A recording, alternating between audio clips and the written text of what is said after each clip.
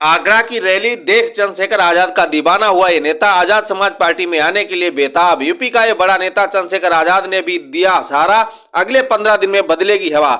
आगरा की रैली से क्या चंद्रशेखर ने भी क्या वैसा ही कमाल कर दिखाया है जो बाबा साहब ने 1956 में आगरा से किया था। यहाँ भी चंद्रशेखर आजाद बार बार बाबा साहब को याद कर रहे थे। वो अपने समर्थकों को भी याद दिला रहे थे कि इस धरती पर बाबा साहब के आंसू गिरे थे, यहीं से हमें बदलाव की क्रांति की ज्वाला को भड़काना है। 1956 में जब अंबेडकर आगरा आए थे तब उन्होंने कहा था कि मेरी आंखें उस युवक को तलाश रही हैं जो मेरे बाद इस मिशन को आगे लेकर जाएगा।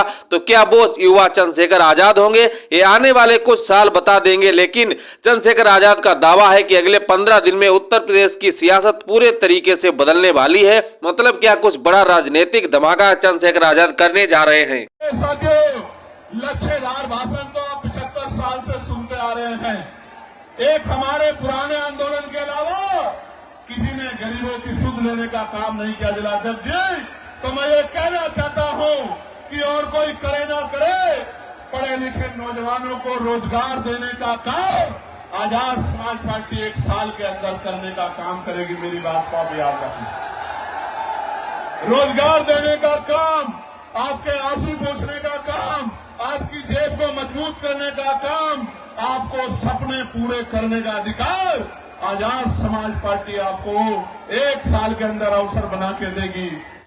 लेकिन सवाल ये है कि आखिर ऐसा क्या होने वाला है जिसकी ओर इशारा करने से चंद्रशेखर खुद को भी ना रोक पाए। ऐसा बहुत कम होता है जब चंद्रशेखर आजाद कोई काम होने से पहले उसके बारे में पब्लिकली बात करें। वो चुप रहकर अपने काम में से जवाब देने में विश्वास रखते हैं, लेकिन अगर वो ये कह रहे हैं कि कुछ बड़ा होने वाला है, इसका मतलब बहुत ही कुछ बड़ा होने वाला है। चंद्रशेखर आजाद के इस बयान के बाद सोशल मीडिया पर तरह तरह के कयास लगाए जाने लगे हैं।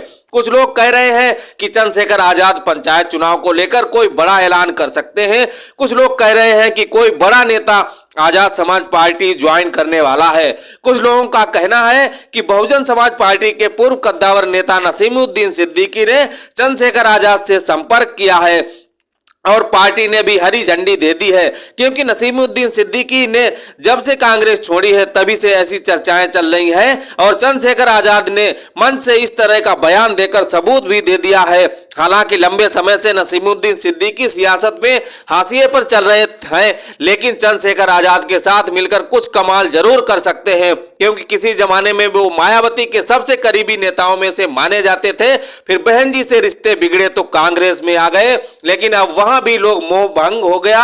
हालांकि उन्होंने कहा कि कांग्रेस में उन्हें किसी से शिकायत नहीं है। उन्होंने आगे कहा कि मैं कांग्रेस में अपने साथियों के साथ इसलिए शामिल हुआ था ताकि जातिवाद और सांप्रदायवाद के खिलाफ हो रहे अन्याय की लड़ाई मजबूती से लड़ी जा सके, लेकिन कांग्रेस में रहते हुए ये लड़ाई नहीं लड़ पा रहा हूं। मेरा मकसद जनता के लिए काम करना है, जो यहां पूरा नहीं हो पा रहा था।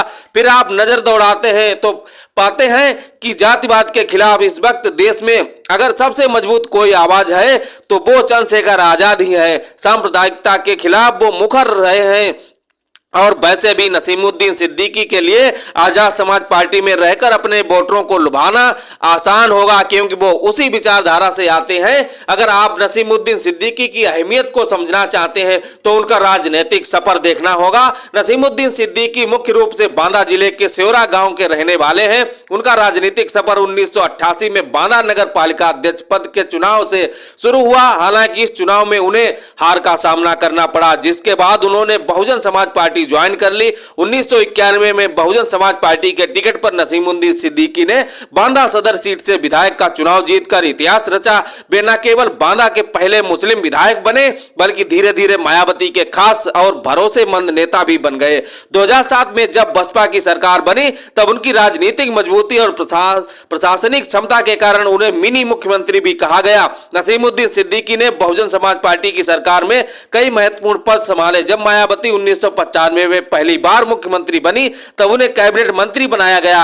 इसके बाद 21 मार्च 1997 से 21 सितंबर 1997 तक 60 टर्म गवर्नमेंट में मंत्री रहे। 3 मई 2002 से 29 अगस्त 2003 तक 1 साल के लिए वे फिर कैबिनेट का हिस्सा रहे। इसके बाद 13 मई 2007 से 7 मार्च 2012 तक फुल टाइम गवर्नमेंट में मंत्री रहे। उनकी नीतियों और प्रभाव के कारण उन्हें पश्चिमी यूपी में एक मजबूत नेता माना जाता था, लेकिन बसपा छोड़ने के बाद से उनके बुरे दिन चल रहे हैं और बसपा का हाल भी वैसा ही है। इसलिए वो शायद चंद्रशेखर आजाद के साथ आने में दिलचस्पी रखते हो। आप अपनी राय कमेंट में जरूर बताइएगा। चैनल पर आप नए हो तो चैनल को सब्सक्राइब करके वीडियो को लाइक और शेयर करें। धन्यवाद।